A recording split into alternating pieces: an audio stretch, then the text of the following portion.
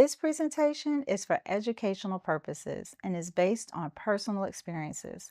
Please do your own research and seek advice from trusted sources before making financial decisions.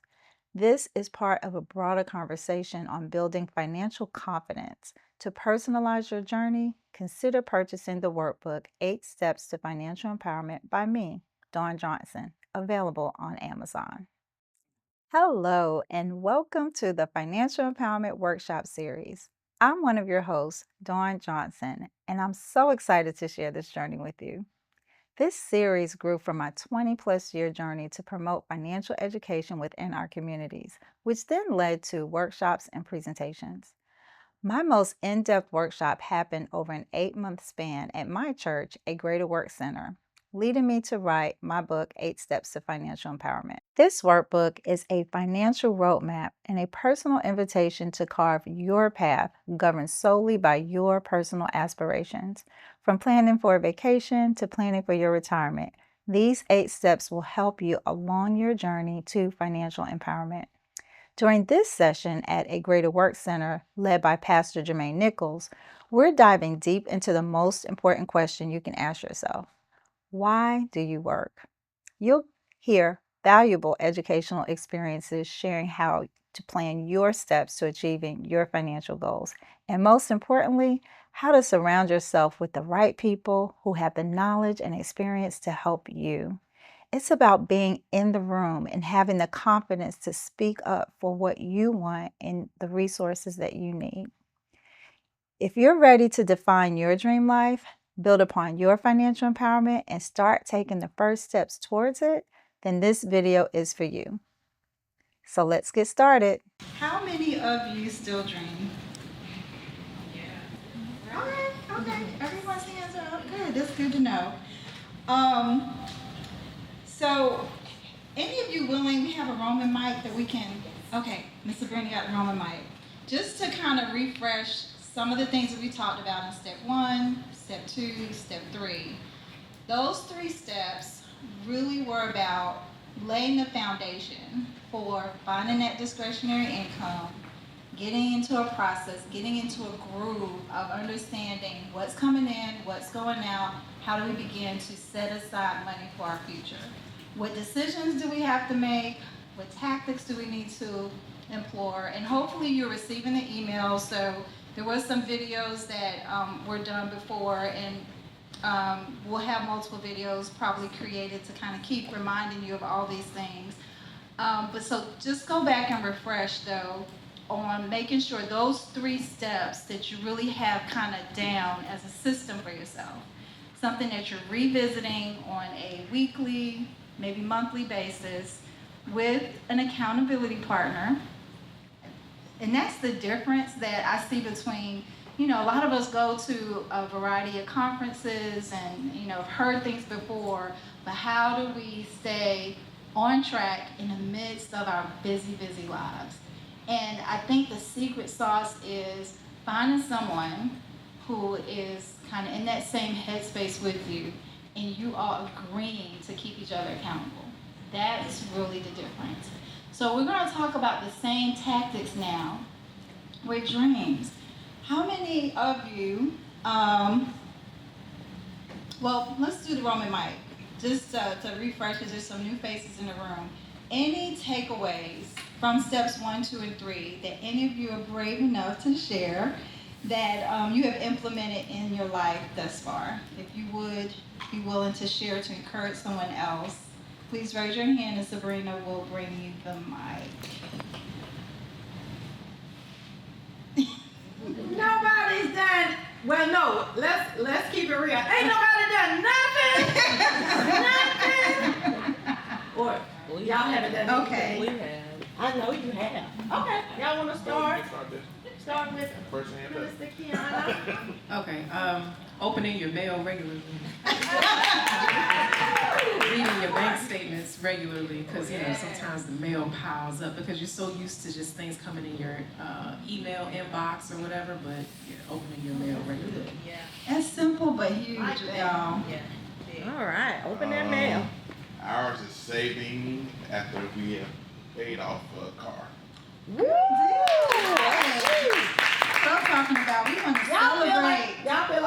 Chanel though.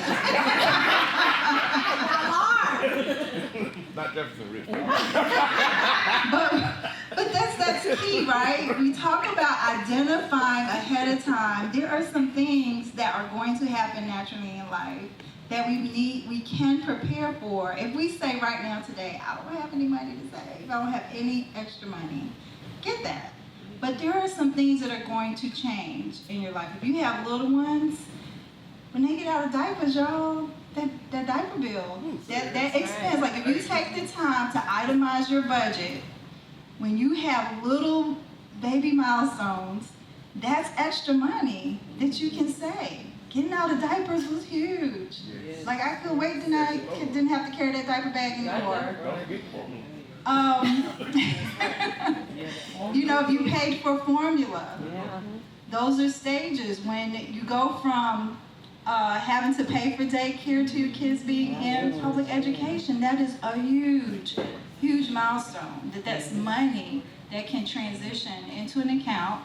And some people are like, but the next baby came. Okay, that's fine. There had to be a little bit of time in between the two. But just identifying those milestones ahead of increments of money that will change. So when you change, when your kids change ages, and either if you're paying their insurance, if they either start paying their own insurance, or they become of age where their insurance premium is going down because they're getting older and they're becoming safer drivers. Like identifying those little pieces of money that's going out that you can shift. Because if you don't plan for it, y'all, it'll disappear. It'll evaporate like water. If you don't anticipate and plan for it, it will just slip through your fingers. So those are some key points that I don't want you to miss about steps 1, 2, 3, because it will lead you then to realizing your dreams. Yes, Sabrina. Up front, Miss Jerry. Okay. Oh, I got it. Okay. All right, Miss Jerry. All right. Good morning, everyone.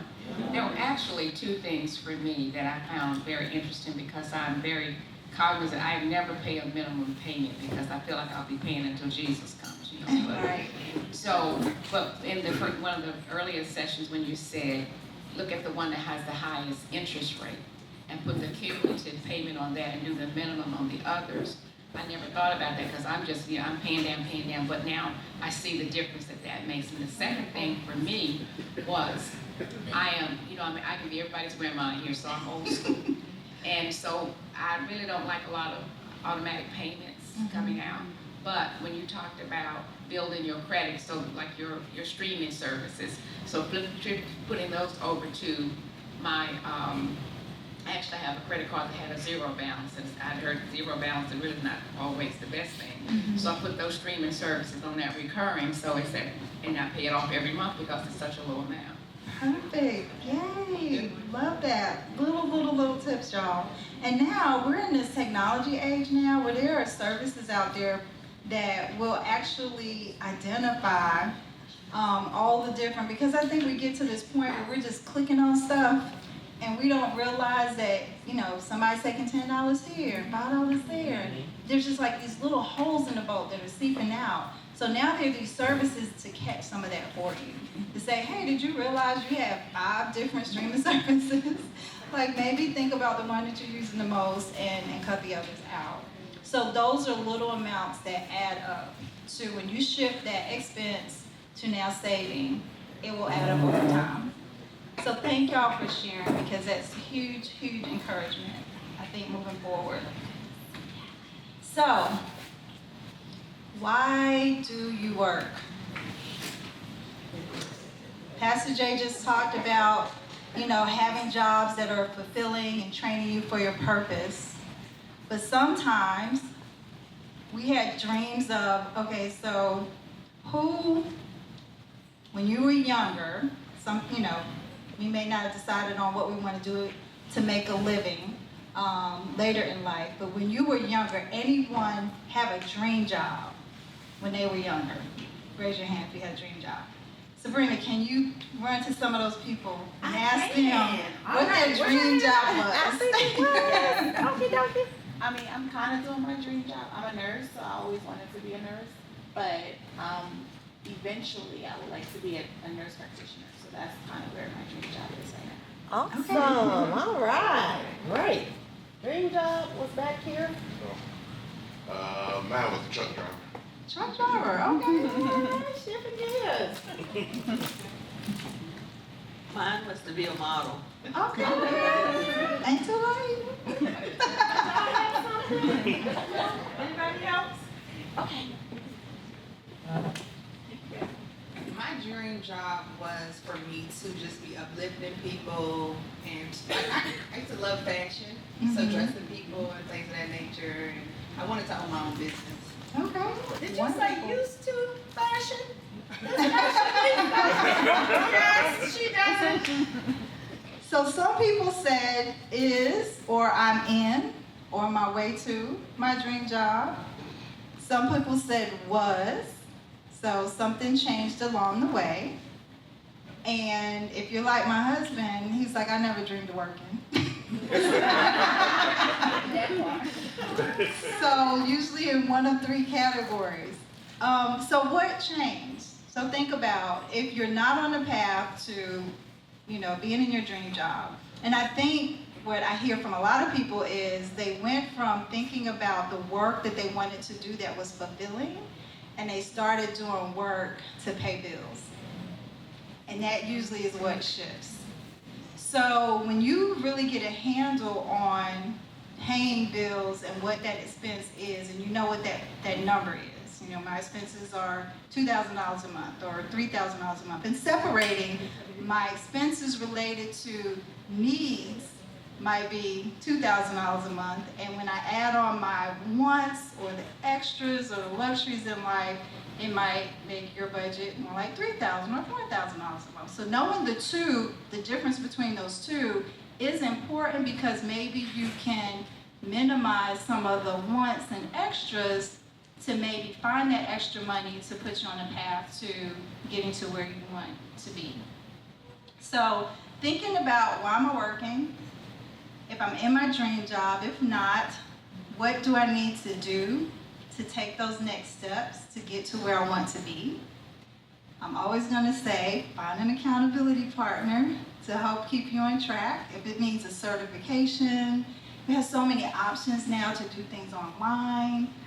It's not so time consuming. So think about what are the steps that I need to take. So beyond working, what else do we dream about? Definitely some of the things on the screen. Okay, how many people would dream about traveling? Okay, that's almost everyone in the room. How many people think about what my father-in-law used to call retirement a month of Sundays? Just being able to relax, do what you want to do when you want to do, not having a plan, not having a clock, all those things. Okay. How many dream about just having time to be with family? Okay. And how many people dream about dropping the mic and peace out, leaving that job?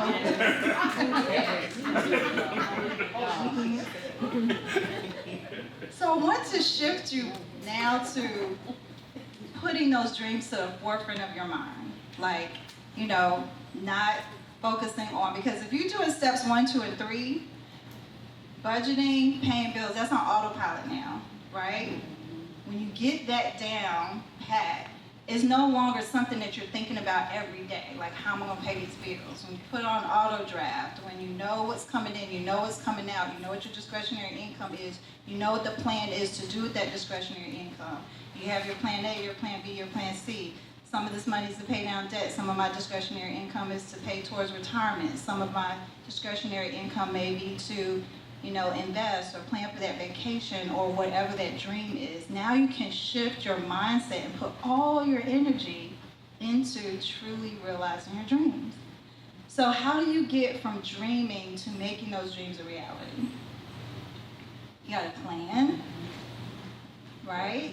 You gotta write it down. You always hear, what? Write the vision and Make it plain. okay, we all know the scripture.